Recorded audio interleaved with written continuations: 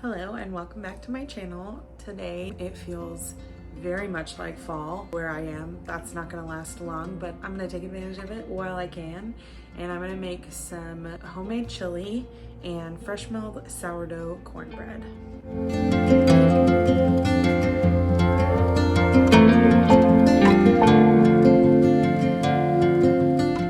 So I did actually already put the chili together, but I wanted to lay out this video for like getting it all done the morning of and having dinner ready for the evening. So I did not have cornmeal and I really wanted organic, so I had to order it online. So that's why I just put the chili together, and then I'm gonna start the cornbread right now. So pretend it's the morning. I already was prepared ahead of time and had my cornmeal ready, and I'm starting my day, except I'm not. So as you can see, I just started here by milling my grains. I am using hard red wheat. If I had soft white wheat, I would have used that instead, but I didn't have that on hand, and this will work just fine. So I'm starting by melting the butter. I'm gonna go ahead and tell you, I did not read the directions properly. So I started putting this together the same way you start cookie dough, which ended up working fine, but you're supposed to mix the sugars with the egg. And instead I mixed the sugars with the butter, and also I accidentally doubled my sweeteners. So I put double the amount of sugar and double the amount of honey. So I ended up having to add even more butter to this, and I just went ahead and doubled the recipe, which is fine because I love cornbread, so we just had a lot left over and we'll just make it work. But that's what I'm doing here. I'm mixing together all my wet ingredients. And then I'm about to put the sourdough starter in, and then I'm going to mix the dry ingredients into that.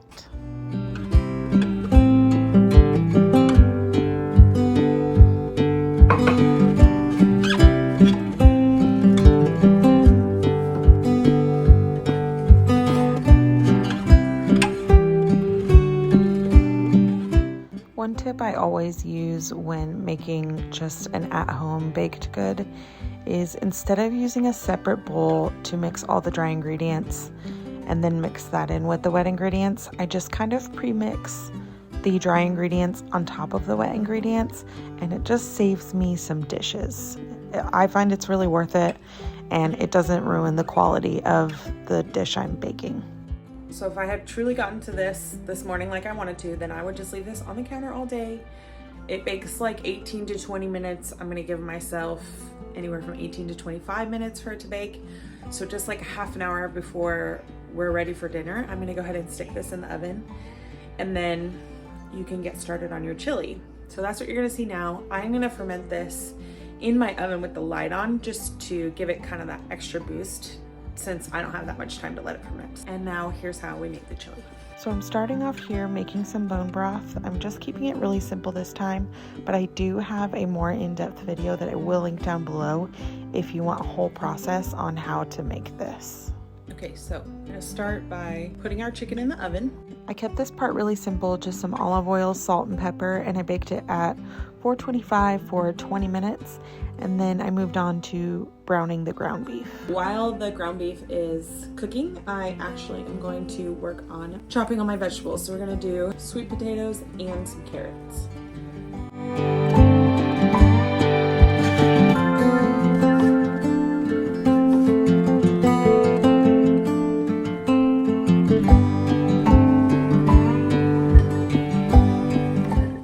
Starting with all of them because it might be a little overwhelming. I'm gonna see where we're at once all the ingredients are together, and then if we need the rest of them, I'll put those in.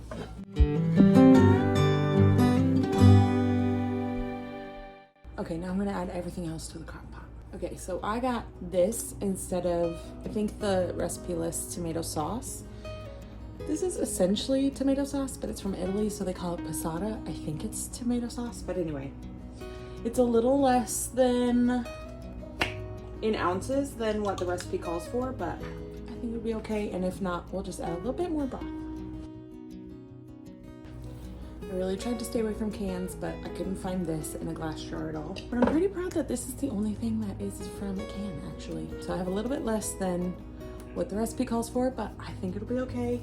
That's what these extra sweet potatoes are for, if we need a little bit more filling, and again, I can just add a little more bone broth if we need it. Chili is super user-friendly. Is that the word I want?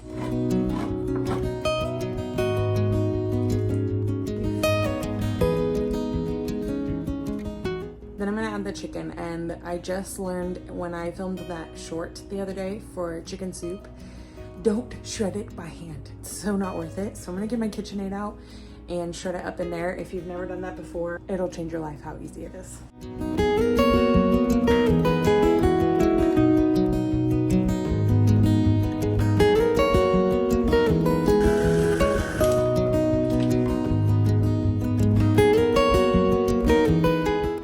So now I'm adding the bone broth, and I'm starting with 3 cups because that's what the recipe says. I do end up adding a cup a little bit later, but I would recommend start with 3 and then I add the seasonings. It calls for thyme, but I have basil. I don't actually know if that's gonna work, but I'm gonna do it anyway. Now I eyeballed all of the seasoning except for the chili powder because it calls for quite a bit of chili powder.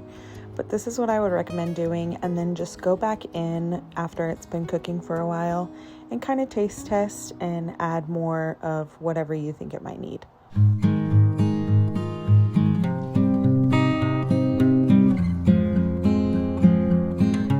Okay, so here's our cornbread. It's been fermenting for a couple of hours. I have a buttered baking dish, a very large one since I accidentally had to double the recipe. It is ready to go, so I'm just gonna put the batter in here and bake it for about 20 minutes. And I'm gonna serve this up and we're gonna enjoy this.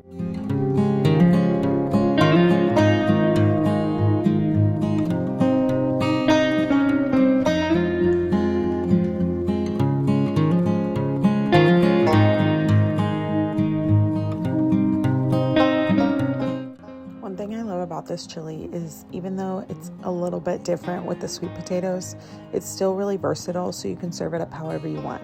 I'm a little more basic. I just like mine with cornbread most of the time, but my husband likes his with cheese and Greek yogurt. We use Greek yogurt instead of sour cream, but sour cream would also be great. And then he also still likes cornbread, so really versatile, really delicious. You should definitely try it. Thank you so much for watching, especially if you got this far. I really appreciate it. If you liked this video or you like the content I've been putting out, please subscribe to my channel and let me know if there's anything else you want to see from me, and let me know what your favorite fall dish is, because honestly, I am always looking for ideas. So I hope you have a great rest of your evening, and I will see you in the next one.